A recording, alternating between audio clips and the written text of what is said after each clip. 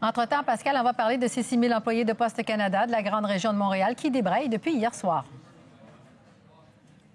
Absolument. 6 000 employés dans toute la grande région métropolitaine de Montréal, Rive-Nord, Rive-Sud et évidemment Île-de-Montréal, qui depuis 22h30 sont en débrayage. Et la particularité à Montréal, c'est qu'on parle d'un débrayage jusqu'à nouvel ordre, donc pour une durée indéterminée, alors qu'ailleurs au Canada, c'était des grèves tournantes de 24 heures. Pour parler de la situation, avec moi, une factrice, Mme Gwen Daquet. Bonjour. Bonjour, monsieur. Alors, il a été question notamment de la surcharge de travail pour les facteurs au cours de la dernière semaine.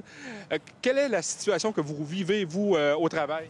Alors, je pense que je vais parler au nom de toutes mes consoeurs et confrères. Donc, nous sommes effectivement surchargés en termes de volume de colis. On sait tous que le volume de colis va en croissant énormément. Nous ne parlerons pas de la période des fêtes qui est quand même assez intense.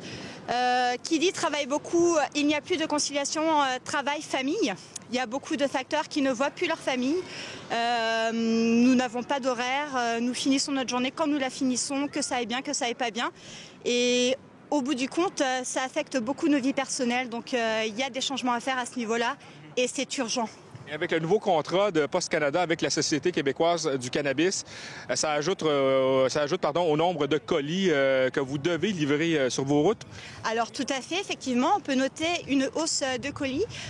Chaque route étant différente, la réalité d'un facteur est différente d'un bureau à un autre, mais il se trouve qu'il y a vraiment plus de livraisons à faire depuis la légalisation de la marijuana.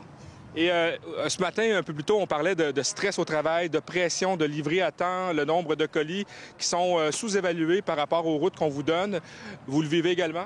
Tout à fait, monsieur, je le vis également. Et il y a des secteurs où le volume de colis est vraiment très, très énorme.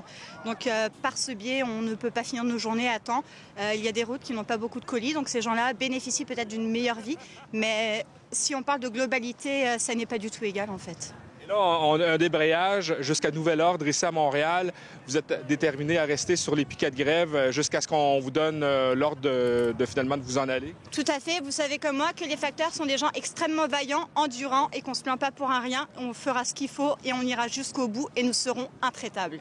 Vous marchez combien de kilomètres par jour pour livrer vos colis ou votre courrier? J'ai envie de vous dire, pour avoir des belles jambes comme ça, c'est un 18 km. Et encore, je ne suis pas la pire. Il y en a, c'est des 25-30 km. Donc, blague à part, il y en a vraiment qui marchent beaucoup. On ne parle pas des escaliers, des feuilles mortes sur les escaliers. Le risque est multiplié à chaque marche qu'on peut monter.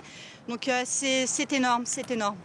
D'accord. Merci beaucoup pour votre témoignage. Donc, vous le voyez, il y a d'autres employés qui ont passé une nuit blanche derrière moi. Nous, on est au centre de tri Léo Blanchette, qui est l'un des plus importants dans la grande région métropolitaine de Montréal. Évidemment, il y aurait une incidence sur la distribution des colis et du courrier, mais c'est le Bureau national du STTP, le syndicat des travailleurs et travailleuses des postes, qui a donné l'ordre de débrayer jusqu'à nouvel ordre ici dans la grande région métropolitaine de Montréal. On verra pour la reprise du travail, mais pour l'instant, on n'a pas d'informations du côté des employés syndiqués. Merci, Pascal, d'avoir fait le point. Au revoir.